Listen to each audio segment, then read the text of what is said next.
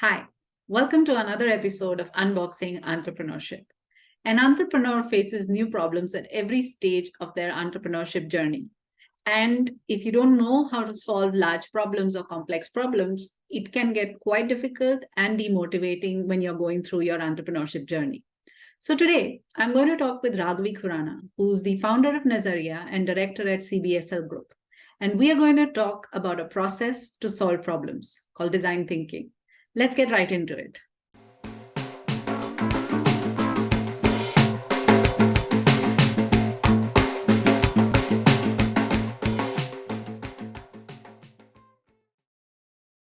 Hi, today I've got Raghvi, founder of Nazaria and director at CBSL Group. Hi, Raghvi, welcome to Unboxing Entrepreneurship. Hi, Pallavi. Thank you for having me here. It's my absolute pleasure. And before we get into our topic, let's hear a little bit about your entrepreneurship journey. Sure. So I'll start from not from the beginning, but I'll start from way behind. I'm graduated, so professionally, I'm a communications designer or a graphic designer, as they call it today. And then I moved on to study design strategy. Some people call it design strategy, some people call it business design, some people call it strategic design management, multiple names. But by the end of it is all design thinking. And the tools of design thinking. So that is where my education lies. But while I was doing this, while I was studying, I kind of realized that my interest was in I was trying to figure out how to use these tools to um, in India, since I studied this abroad, right? Yeah. So through a case study, I eventually came down to the fact that I wanted to start Nazaria. So Nazaria started literally post my graduation. But it started as a grassroots innovation business where we were working with innovators across the country, and we were trying to give them we were helping them create a business model through design thinking. Got it. It through various challenges and multiple ups and downs and understanding the market, we came to realize that we were too early in the market for such kind of a business. This was 2014. All right.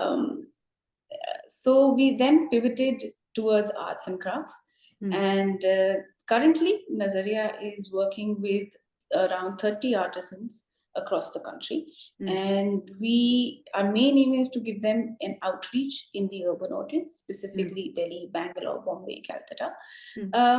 We do that through curating experiences with artisans, contemporary and traditional artisans, as well as curating experiences for young people, for them to get an insight into what the traditional art forms are, and also for them to give a to get in so as to to get a respect for these art forms and the artisans and the craft behind it, the effort and the skill behind it.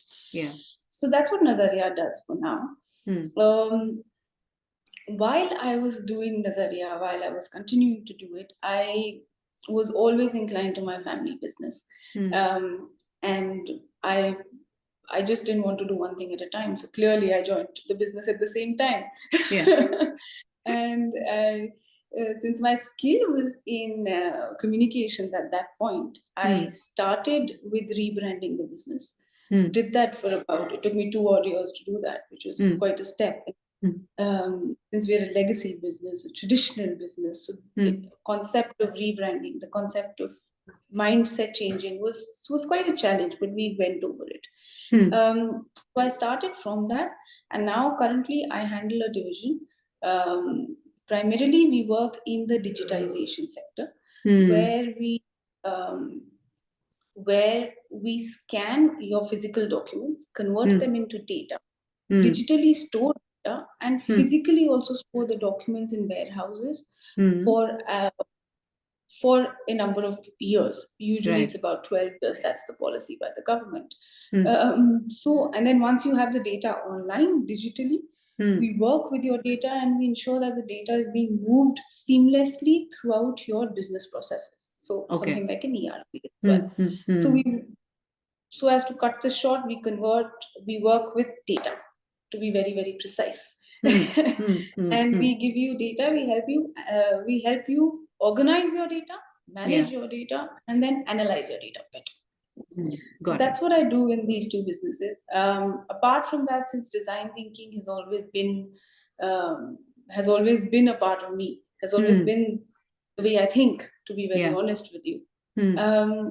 I've been doing multiple workshops in design thinking, and currently I'm working with early age startups, and I'm giving them a perspective on how to solve problems using design thinking and those techniques.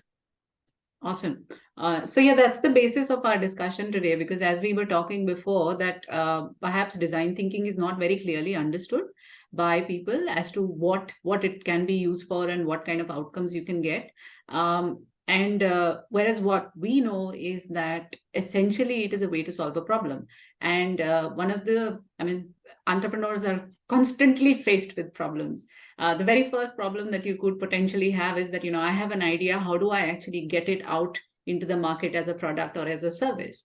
And that's where, you kind of spoke about that Nazaria's initial vision or thought was to do that you would work with innovators and help them to set up a business model. So essentially, again, you're solving the problem for them and trying to guide them through the process and say, how do you launch it into the market?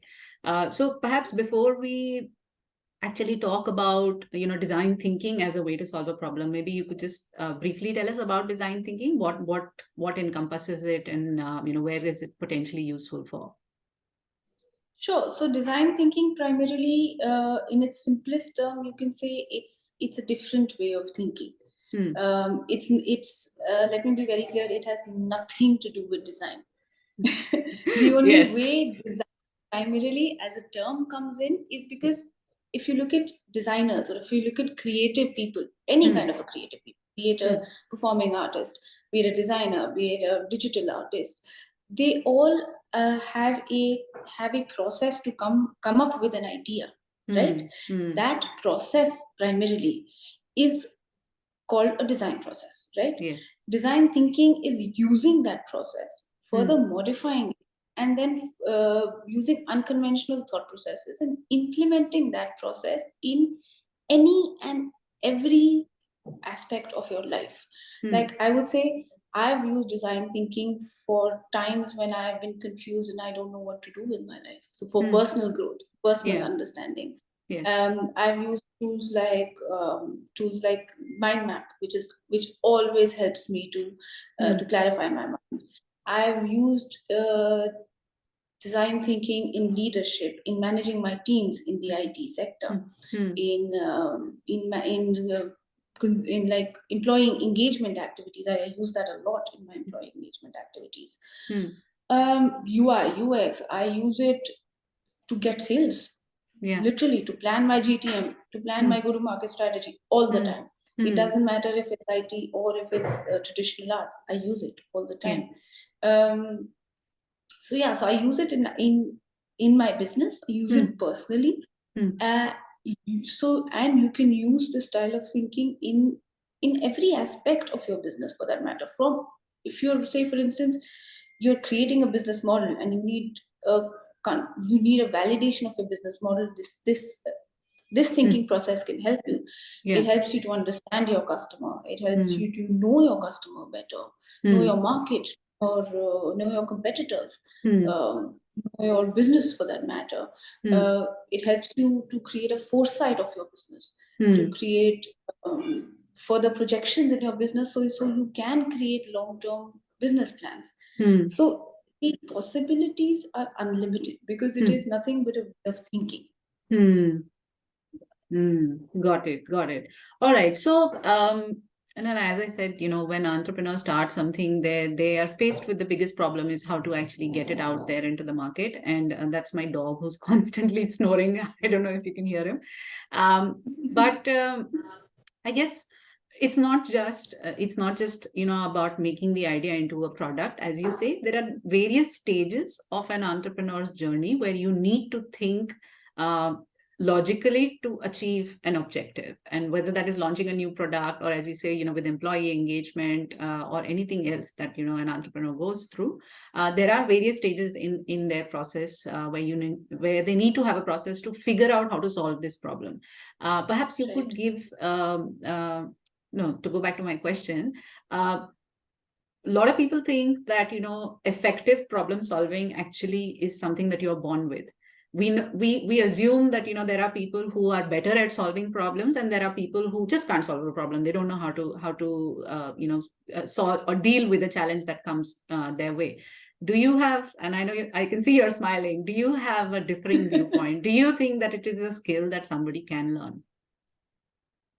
Of course, I completely disagree with the fact that effective problem solving is a trait and a personality trait rather than a skill. I definitely think it's a skill.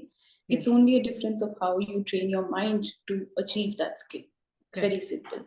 And effective problem solving, primarily, I mean, before we even get, I'll explain you the process of it as Sure. well, because there is a formal process as well Hmm. for, I mean, it's easier when you have something formal in front of you, right? Correct. So Hmm. there is a formal process, but even before you even start the process, the most important thing is simplification. You need any problem to be solved. First, you have to simplify the problem. You need Hmm. to, like, that's very very important. A lot of us, because we are so, like, our minds are so chaotic all the time. There's so Yeah. much happening around us. There's so much information these days around us. It's chaos will never lead you to ideation. It will never lead you to innovation and out of the box thinking, Hmm. right? So the first step is to have, I mean, for an effective problem solving is literally to be calm, Hmm. and to try and adopt simplification, which could be very very basic things which you and me, anyone can do, right? Hmm. And everyone has a different way of doing it, You're right. right? So yeah, so I think simplification in terms of the mindset, it's very important to believe in yourself, Hmm. um, to also be positive in terms of Hmm. the thought process. Creativity, or say this alternative way of thinking, Hmm. kind of works very interestingly in the mind. You have to understand how the mind works, right? Hmm. Hmm. And so the mind, I mean, I don't, okay, I'll get on to that a little later, because then this can extend to about 2 hours. Right. We don't want to do Yeah. that. But that's another topic for another day, how the Hmm. mind works. Hmm. Let's keep Hmm. it to that. Hmm. Hmm. But what I'm saying is, before we even get into effective problem solving and the processes of it, Hmm. I feel, and the understanding of skills of it, I Hmm. feel that you must believe in yourself. You must Hmm. have the confidence and the positive attitude that you will come up with a solution. Right. It's as simple as that. It's one thought that will change your mind Hmm. by Hmm. the end of it. Hmm. Um, then we start getting, once you have this, Hmm. these are the bases, and which Hmm. I think you and me, everyone has. It's Hmm. not that it's not that tough to do, right? So Yeah. when we have these, then we understand the core skills or the core principles of design thinking, for that matter, Hmm. or problem solving, which Hmm. is empathy, Hmm. right? Yeah. So the whole and what you see, usually what I do, my approach is not purely design thinking. I mix Hmm. design thinking, lateral thinking, Hmm. and empathy together. So Hmm. I mix two or three concepts together because of the knowledge that I've gained from multiple sources. Sure. So you might find certain references of lateral thinking, might find certain references of design thinking in between as well. They're Hmm. very correlated. Hmm. Hmm. Um, that's something all of you guys could research on yourself. Hmm. um, so yeah, so basically, these are the core things I feel that you need before you start moving into the process of design thinking. Got it. Got it. All right. Um, Hmm. yeah, Okay. so I'll start explaining the process. That's okay. Yeah, absolutely. In fact, I was going to ask you that, since you said that you do work with early stage startups, maybe you can talk about a few things that have been most helpful for them. And I think that would help our viewers to relate and say, okay, this is how I can apply it to my business. This is how it would impact me. Okay, so I'll go through the process, and while I'm doing that, I'll also talk about how startups can benefit from this, right? Sure. Yeah. So, for instance, we take a problem. Let's, for easy understanding of this situation, Hmm. the most common problem that everyone has is how to sell, Yes. right? Yes. Everyone has that problem. How to sell. But what we don't understand is, especially as early age startups, is Mm. we can't just blindly go to the market and desperately start saying, I need help, I need sales, buy my product or buy my service. A lot of us do that. A lot of Absolutely. us do Yes. it. um, and that's where we fail. And when we Yeah. fail, we're extremely disappointed. So Mm. what I would recommend, or how design thinking would help in this, is first is try and understand the problem, Mm. understand the core of the problem, not just the problem as it is. Mm. So when I'm saying the problem, I'm saying if you're going for sales, you have a particular TA, right? A Mm. target audience. Mm. Why should they take your product and your service, right? Yeah. Mm. What is their problem that you are solving? You Mm. should understand. There are certain tools that you can use, like the 5 why, the W train.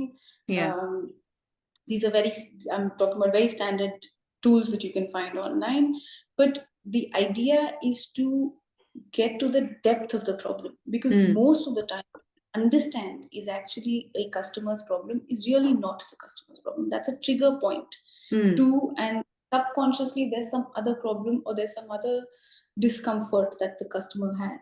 Mm. Once you solve that, you end Mm. up solving not one but 10 problems of the customer, Mm. Mm. and that's when the customer will start trusting you. Yeah. So understand that problem Mm. in depth Mm. is what I would recommend. Once you do that, it may sound not useful at all, but it's Mm. extremely important to redefine your problem. Mm. Redefine your problem. Reframing is what we call as a term in design thinking. Correct. So it's extremely important to look at a problem through a lens of opportunity. Yeah. Um, and there are again multiple tools that you can Mm. look into as well. Look at how to do it in. Reframing also helps you to give a different perspective of to the so-called problem Mm. that you're catering, right? Mm. Um, it might, maybe you're thinking from one direction, Mm. right? Because you're obviously used to thinking from one direction constantly, because you're thinking about it day in and day night. Mm. The minute you look at it from a different perspective, you see a different direction, and you might see something that's completely unique that you've not even seen Yeah. at all. Mm. In its most basic format, let me see if I have something that I can. 5 more minutes, huh? So if this is a sharpener, Mm. right? You currently can only see this. Mm. You can't see the top and the bottom. That's your view. That's your perspective Yeah. currently. Mm. Design thinking only asks you, forget this perspective. What Mm. could happen here? Mm. What is this perspective? And can this perspective give you an opportunity or not? Mm. Can this perspective give you an opportunity or not?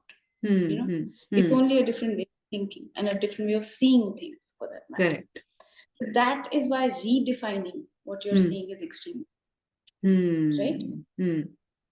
Thereafter comes understanding your customer. A lot of early stage startups think that they Correct. know their customer very well, Yes. but we don't. Yes. We just don't. I've been through this way too for too many years. We don't. Yeah. Correct. Because we come from an understanding of assumptions. Mm. We think our customer might think this way, Mm. which is okay. I Mm. mean, you obviously have to start somewhere. You have to start with assumptions, Mm. but it's very important to research about your customer, to actually Mm. go to your use tools like a day in the life of, create personas of Mm. your customer, do Mm. empathy maps of your customer, Mm. understand who your customer truly is, who is your TA, do TA Mm. profiling. It Mm. doesn't Your TA does not have to be a one person, it can be multiple segments as well. Yes. Do that and revisit that Mm. every alternate, right? Every periodically you must definitely revisit that. That helps you clear. If you just do, and if you understand your core, understand, uh, re, redefine your problem, understand your customer. If you Mm. literally just do this Mm. in these 3 steps, you will be able to come up with a communication strategy for your sales. Correct. That would be, and you would be able, through that communication strategy, you would be able to connect to your customer better. so that when you go to the customer, have a meeting, or even if you email them, the minute they connect, they will call you back. They will run after you. You will not even have to run after them. It's that only by 3 points. That's what. Further steps to this, because this is not it, right? Further steps to this is once you're understanding your customers, you automatically start coming up with solutions on what to do, just automatically. So brainstorming is another tool that you can use to automatically understand solutions, but generate solutions, and do not tell your mind to, like, you know what, how a mind works. A mind constantly says, I've got a solution, but oh no, this doesn't. We start judging our solution immediately in like a second. But solutioning or idea generation or brainstorming for that matter is a tool where you can create the most outrageous ideas. It doesn't matter. Just do it. Do it once, because once they are on paper, they are in front of you, in front of your eyes, you will see possibilities that you could not even imagine. And I can vouch for that. I've come up with some interesting sales go-to-market strategies by just doing these 4 steps. That's it. So that's one. Once you've done this, it doesn't stop there. That's the problem. Once you've done this, like I said, you have to always, design thinking is always customer-centric, user-centric, right? So if you've done this on your paper, go and talk to your user. Evaluate your idea, evaluate your solution or your strategy, whatever that is. Until and unless you evaluate it, until and unless you listen to your customer, you are never going. Another problem that early stage startups have, we don't want to listen. We are too busy in defending our ideas constantly. So, and this is subconscious, right? Yes. So we continuously end up defending our ideas to our customers also, and when they are actually telling about our problems, their problems, we don't hear it.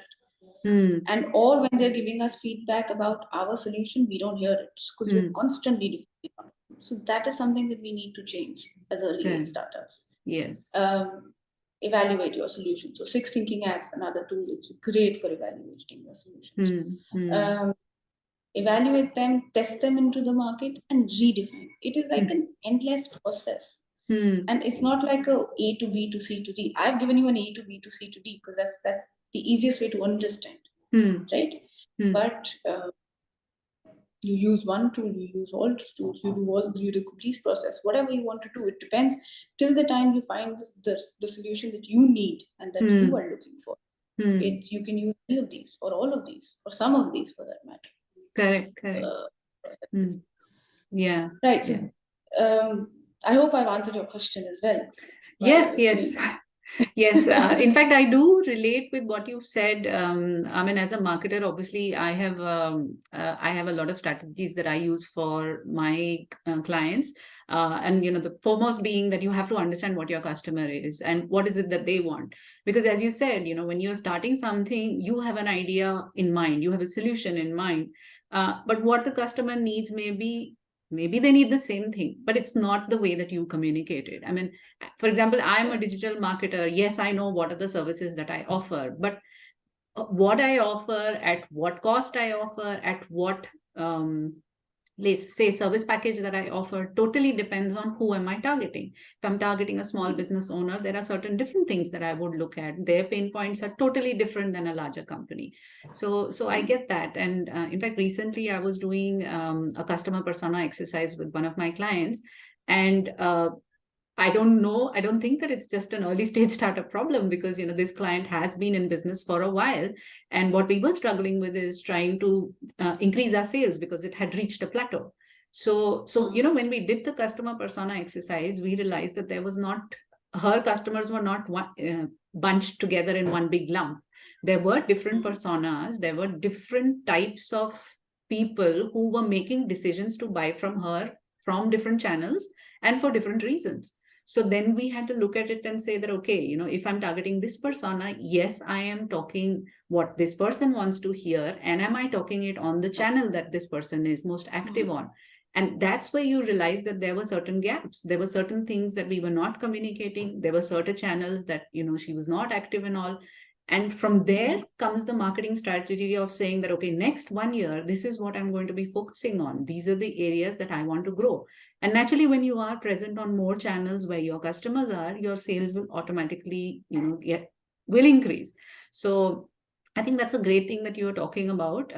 What I found, I guess, a little bit heartening was when we talked about that, it is not something that you're born with, it's an acquired skill, and that there are frameworks that help you with it. There are frameworks that, kind of guide you through the process to say, okay, you start from here and this is what the outcome could be. And I think that is extremely heartening because if somebody is open to thinking about their business from this perspective, there is enough help out there to help you get to the point where your business will constantly innovate and constantly be customer focused, and obviously your sales will increase. So thanks for that. And just to round it off, do you have any last comments for any entrepreneurs about design thinking? Sorry, any? I didn't get your last question. Any last comments for entrepreneurs? Any tips for entrepreneurs about design thinking? No, I'd just say that I could end it saying that perception is more powerful than logic, to be honest with you. It is Great. more powerful than emotions. So understand it and use it carefully. I mean, that's all that I can say. I mean, and companies, I mean, this is an Adobe fact that I'm going to throw at you right now. Yeah. That companies that foster creativity enjoy 1.5 times greater market share. That's what the world says. So, I mean, it's not tough, to be honest with you. If you think that it's tough, it's not tough. Everything is, there's too many tools online. There is too much data online. It's just a matter of you willing to try another method. Absolutely. And you willing to, if you're ready to think differently is the most important for that matter. And if you are, everything is achievable. Yeah, that's absolutely. All right. Well, thank you so much, Raghvi, for coming and sharing about design thinking and about your, how it has been successful for both your businesses. And I wish you all the best. Thank you so much for having me, Pallavi. It was great talking to you. Same here. Bye.